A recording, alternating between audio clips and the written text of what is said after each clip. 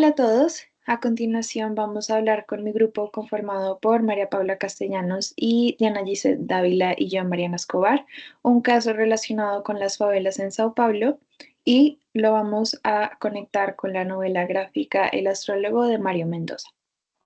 A continuación, vamos a observar que en Colombia un astrólogo fue citado por el presidente. En este caso le habló del peligro que se avecinaba y le aconsejó no salir, pero el presidente, acostumbrado a vivir entre amenazas, no le hizo caso. Ellos conversan en un despacho elegante. El astrólogo le señala una carta astral con expresión preocupada. Se avecina una amenaza, señor presidente. Le aconsejo evitar actos públicos esta semana.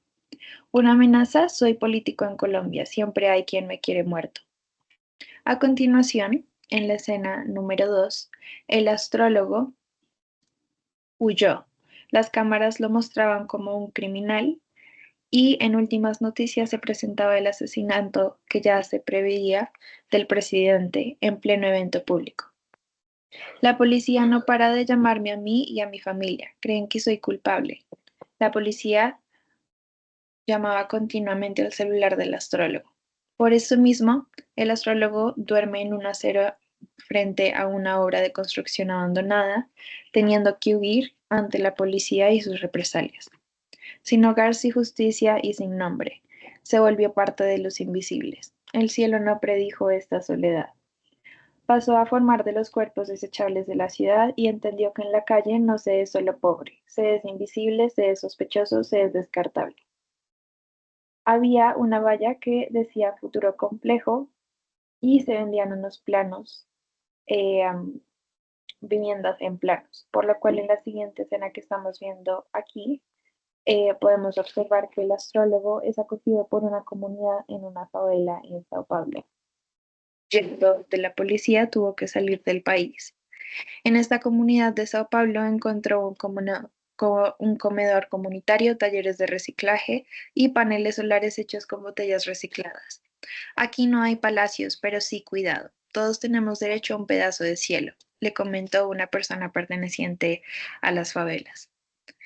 En las escenas podemos observar que la comunidad, a pesar de ser desalojada para vender planos y viviendas nuevas, sin importar el vivir de esas personas que vivían previamente en el lugar, ellos han salido adelante y han creado una comunidad a partir de ese dolor y de esa desesperanza que sentían.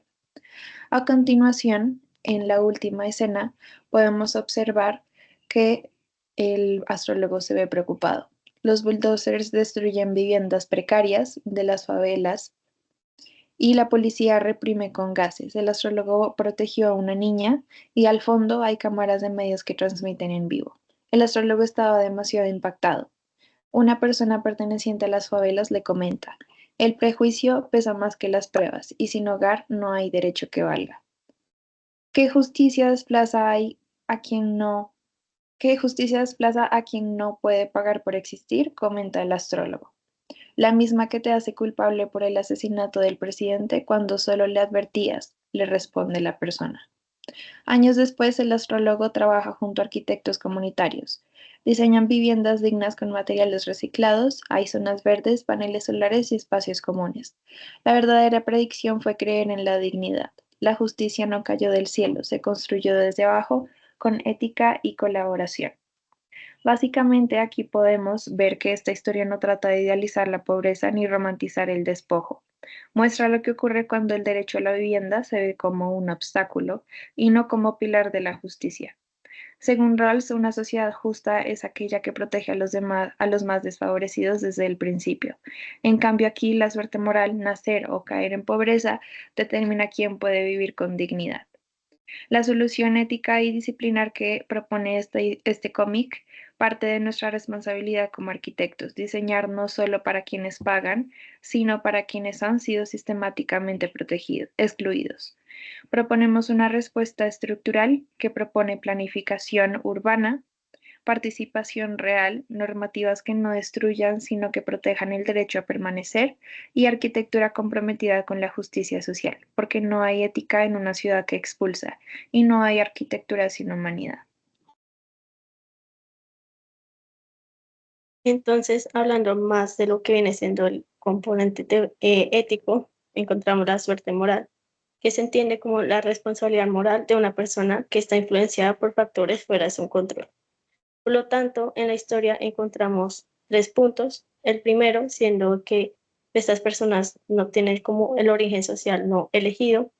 Por lo tanto, los habitantes de la favela pues nacieron en estas condiciones de pobreza, sin poco acceso a educación, salud o un empleo formal. También encontramos la falta de opciones reales de vivienda formal, ya que pues muchas de estas familias que viven en las favelas pues no tienen de otra alternativa de vivienda. Por lo tanto, pues un mercado formal para ellos es casi inaccesible. Y por último, encontramos las consecuencias morales injustas, ya que pues el desalojo es presentado como una consecuencia justa por estar en un terreno no autorizado. Pero desde la perspectiva de la suerte moral, castigar a alguien por condiciones que no eligió, pues es éticamente, pues no es justo, es problemático. Hablando de lo que viene siendo la teoría de la justicia de Rawls, también encontramos tres puntos. El primero, que viene siendo esta violación del principio de diferencia, ya que pues el desalojo perjudica directamente a los más vulnerables sin ofrecer condiciones equivalentes o mejores. Encontramos la falta de un diseño pues que es desde el velo de la ignorancia, ya que pues si se hubiera diseñado con reglas de urbanismo y vivienda, pues no se sabe muy bien si estas personas iban a nacer con económicamente bien o mal. Y por último, encontramos el acceso desigual a los derechos y oportunidades, ya que Rawls enfatiza que todos deben tener iguales, como una igualdad real de oportunidades, pero sin una vivienda digna no pueden haber, pues no tienen acceso a esta salud, trabajo o a la educación. Continuando con un componente filosófico, iniciamos con las partes de los derechos fundamentales. Encontramos diferentes derechos que fueron vulnerados en el caso de Sao Paulo. Entre ellos está el derecho a una vivienda adecuada, que incluye no ser desalojados sin garantías. En Sao Paulo, las familias fueron expulsadas sin consulta ni alternativas reales. No hubo educación digna ni acompañamiento. Eso también lleva a lo que fue un desplazamiento forzado, que es un artículo conjunto con el derecho a la vivienda. En segundo, tenemos el derecho a no ser discriminado. Muchas de las personas afectadas eran de una economía baja, lo que eso resulta que pues generalmente uno no realiza estas intervenciones en espacios donde se encuentre gente con ingresos altos, por el contrario, solamente ingresos bajos.